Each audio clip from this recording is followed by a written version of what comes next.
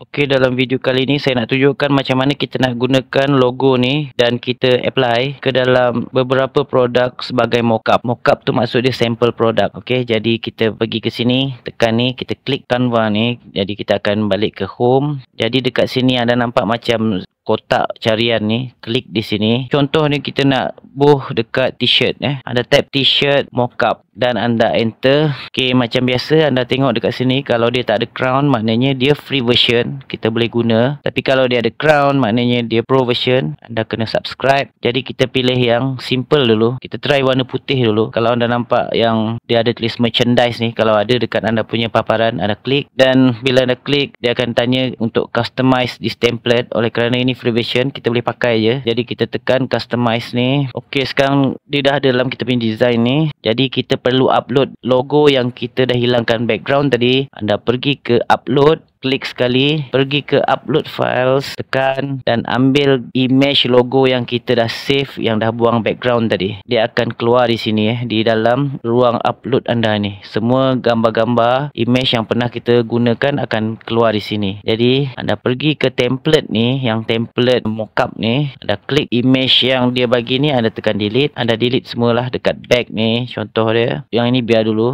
Jadi anda klik ke gambar yang baru anda upload tadi, klik sekali dia akan keluar dekat design kita. Jadi anda resize, pergi ke sudut dan tarik sampai macam tu. Dan mungkin anda nak letak dia dekat tengah, kita besarkan sikit bagi nampak. Contoh dia gitulah. Mungkin anda nak letak dekat macam t-shirt biasa kan, dia dekat sudut, dekat dada ni sebelah kiri.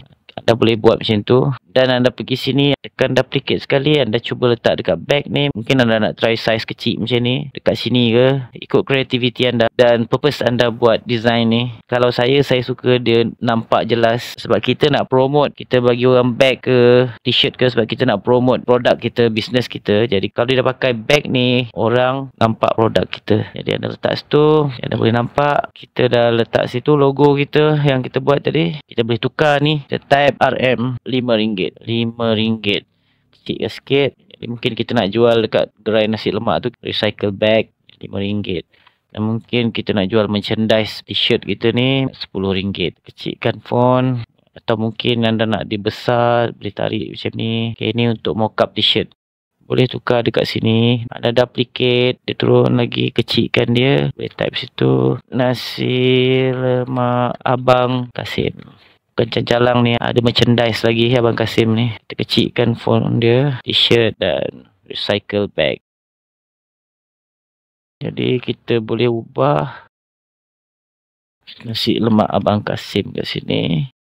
Okey, dah siap. Kita tak payah nak tekan save. Dia memang akan save automatic. Setiap design yang kita buat, dia akan keluar dekat sini. Anda tekan project, dia akan ada di sini setiap tu. Tak payah anda save. Tapi kalau anda nak download, anda kena tekan share, tekan button download ni dan dia akan download. Jadi kita tengok apa hasil dia. Kita double klik, kita dah siap satu mockup ataupun sampel untuk t-shirt, sampel untuk recycle bag. Ada banyak lagi sampel mockup yang anda boleh explore. Macam tadi tu anda pergi ke file ni, anda pergi ke Canva ni dan anda type di sini mockup. Macam-macam mockup akan keluar, macam-macam bentuk lagi lah. Mug, recycle bag lagi, t-shirt lah yang paling banyak, cap,